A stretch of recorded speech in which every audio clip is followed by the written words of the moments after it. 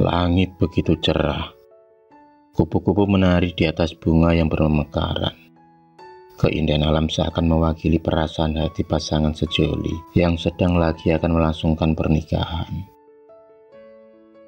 Ega masih tak menyangka pemuda yang akan menjadi keluarganya nanti adalah Handoko. Laki-laki yang sangat dibenci karena sikapnya yang angkuh, cuek, dan keras kepala. Tapi ternyata hati bisa membolak-balikan perasaan. Rasa benci kini berubah menjadi rasa cinta setelah kejadian 7 bulan yang lalu. Kejadian yang hampir membuat malu Ega di tempat umum. Dan sampai kini, rasa malu itu pun masih terpatri di otaknya. Ega memilih membuang masa lalu dan menatap masa depan bersama Handoko. Akhirnya hari yang ditunggu-tunggu pun tiba, yaitu hari bersandingnya Ega di pelaminan bersama Handoko. Suasana begitu meriah, tamu undangan terlihat puas dengan sajian dari tuan rumah. Ditambah lagi senyum kebahagiaan dari pengantin membuat suasana waktu itu nyaris sempurna. Tak terasa pernikahan mereka sudah masuk di bulan kelima. Orang ketua kedua belah pihak sangat tak sabar menanti buah hati Ega dan Handoko yang sudah memasuki usia 2 bulan. Handoko sangat perhatian kepada istrinya, meski dia bukan tipe yang romantis. Tapi sebisa mungkin dia harus menjadi suami yang siaga. Dan hal itu dibuktikan saat tengah malam, Ega tiba-tiba ngidam pengen makan ketupat sayur. Hal yang sulit didapat lantaran lokasi mereka memang jauh dari kota. Tapi demi si calon jabang bayi, Handoko berhasil mendapatkan ketupat sayur, meski harus menempuh jarak jauh ke kota. Sekali lagi Ega dibuat jatuh cinta atas sikap suaminya yang belum pernah dia temukan dari lelaki manapun.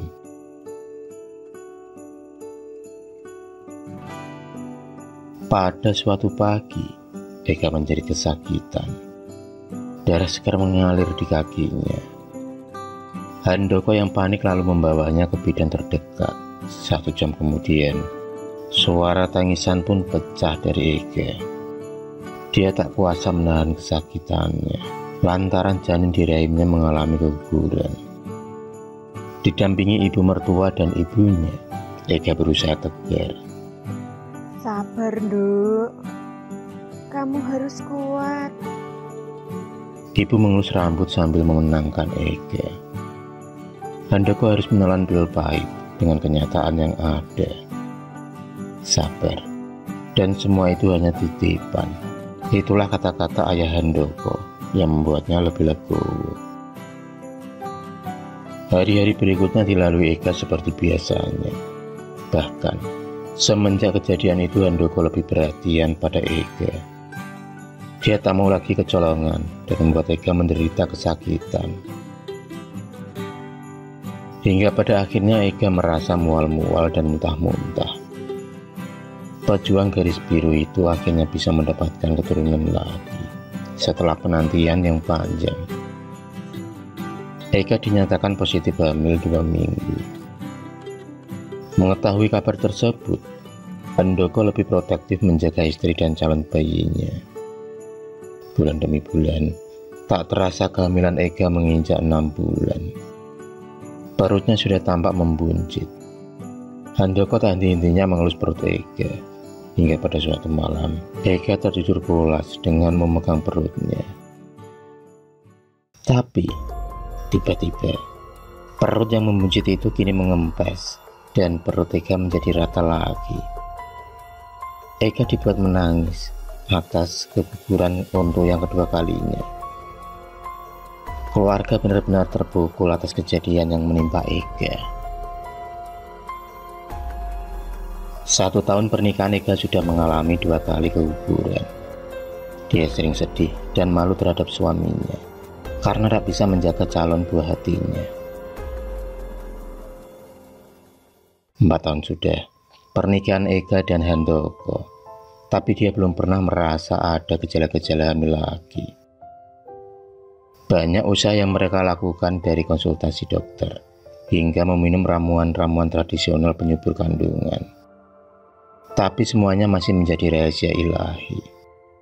Entah kapan, tapi sebagai manusia Ega dan Handoko hanya bisa berikhtiar. Hingga tanpa sengaja Handoko bertemu dengan teman lamanya semasa SMA. Dialah Salim. Pemuda yang brutal kini berubah menjadi laki-laki alim, bersorban putih. Dan ternyata selama ini Salim mendalami ilmu agama di sebuah pondok pesantren di Jawa Timur. Bahkan Salim adalah seorang ustadz yang terkenal pandai meruqyah. Pertemuan pun berlanjut. Handoko membahas Salim bertemu dengan Ega. Dan dari pertemuan itu, Salim merasa ada yang aneh di dalam tubuh Ega. Dia pun mencoba bertanya kepada Handoko tentang kondisi rumah tangganya. Tanpa pikir panjang, Handoko kemudian menceritakan dari mulai Ega keguguran yang secara tak masuk akal dan sulit memiliki keturunan. Sambil mengangguk, Salim mencoba menerawang Ega.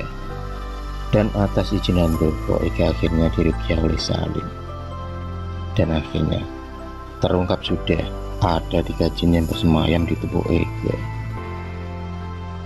Terjadi dialog singkat antara Salim dan jin-jin tersebut. Ternyata penyebabnya adalah jin-jin itu dikirim oleh mantan pacar Ega yang tak ikhlas atas pernikahan mereka. Setelah melalui proses ruqyah yang panjang, akhirnya 2 jin tersebut dapat dikeluarkan. Itu berarti masih ada 1 jin lagi yang belum bisa dikeluarkan. Karena keterbatasan waktu, Salim berjanji akan kembali ke rumah Handoko besok malam. Hati Ega masih bertanya-tanya, siapa dalang dibalik semua ini? Dulu Ega memang gadis yang cantik. Dia menjadi rebutan para lelaki. Bahkan, sebelum bertemu dengan Handoko, Ega adalah wanita playgirl yang sering bergonta-ganti pacar. Maka dari itu dia sulit menebak siapa mantan pacarnya yang tega melukai Ega separah itu. Malam pun tiba. Salim menepati janjinya. Dia kembali meruqyah Ega.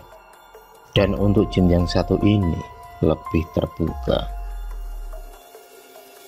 Tapi jin masih sulit untuk dikeluarkan lantaran buulnya belum dihancurkan. Buul sendiri adalah benang halus atau tali penghubung berupa ikatan kabel gaib yang menghubungkan antara benda sihir berupa jimat atau boneka.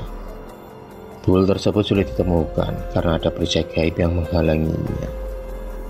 Maka secara paksa Salim meminta jin itu untuk mengatakan bentuk dan tempat penyembunyiannya. Awalnya jin itu masih merahasiakannya.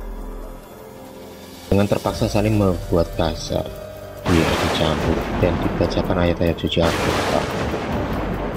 Dengan begitu akhirnya jin itu mengalah. Dan karena kesakitan, jin laknat itu mengatakan kalau benda tersebut ditanam di depan rumah orang tua Ega. Dan benar saja, setelah melakukan penggalian, terdapat foto Ega dan paku-paku perkara, terdapat juga tulang-tulang ayam yang dibungkus kain hitam. Salim mengambilnya lalu membakar benda tersebut. Kini, giliran jin itu dikeluarkan. Aku tidak mau wanita diambil. Suara garang itu tiba-tiba keluar dari mulut Ega. Yang tentu saja, itu bukan kemauan Ega melainkan jin tersebut. Salim pun kemudian bertanya pada jin itu, dengan cara apa dia menghalangi Ega untuk hamil. Dan menurut penuturan jin laknat tersebut, dia menghalangi kehamilan Ega dengan memakan banyak sel telur yang sudah matang dari sang istri.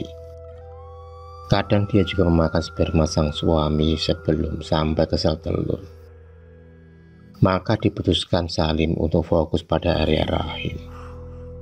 Ega tampak kesakitan, dia mengerang, menjadi tak karuan. Semua pihak keluarga tak kuasa melihat Ega, terutama Handoko. Tapi itu semua demi kebaikan Ega. Singkat cerita, jin itu akhirnya mengalah dan memutuskan untuk pulang ke pengirimnya. Jin itu akan balik menyerang pada orang yang selama ini mengirimnya dengan syarat saling melepaskannya dan menghentikan ruqyahnya. Kesepakatan kedua belah pihak kini disetujui. Kini Ega merasa tubuhnya lebih enteng dan nyaman. Tapi yang menjadi pertanyaan, siapa dalang dibalik kejadian semua ini? Dan akhirnya Ega positif hamil lagi. Mereka berharap semoga kehamilan kali ini benar-benar membuahkan hasil. 7 bulan sudah Ega mengandung. Saat dia mau menyiram bunga, tiba-tiba tampak dari kejauhan seorang laki-laki bertubuh kurus kering berjalan tertatih-tatih. Laki-laki itu berjalan menghampiri Ega. Mas Wisnu, apa ini beneran kamu? Tanya Ega. Dengan lemas Wisnu mengangguk. Dia meminta maaf atas perbuatannya selama ini. Dialah pengirim jin penghalang keturunan untuk Ega. Ega tak menyangka Wisnu tega berbuat senekat itu. Mantan pacarnya itu sempat ditolak keluarga Ega lantaran status sosial. Orang tua Wisnu yang hanya seorang buruh tani dirasa tak pantas menyanding Ega yang masih keturunan orang kaya dan terpandang. Dan atas sifat keras kepala Wisnu itu, Ega pernah dipermalukan di tempat umum dengan cara diperlakukan tak senonoh. Hingga akhirnya datanglah Handoko menyelamatkannya. Dan akhirnya dia merasa nyaman dengan Handoko dan memutuskan menerima lamaran Handoko. Keesokan paginya, Ega dan Handoko mendapat kabar kematian Wisnu. Dia tertabrak motor yang saat menuju ke rumah sakit untuk berobat.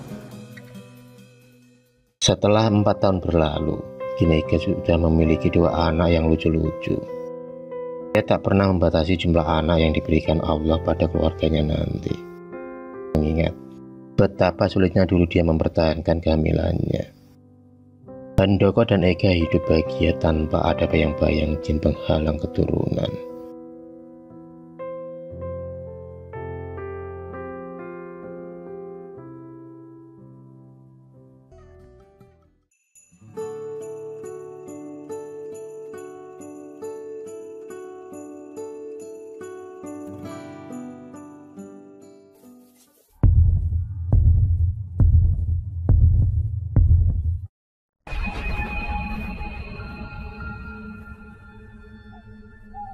Terima kasih sudah menonton video cerita bergambar ini.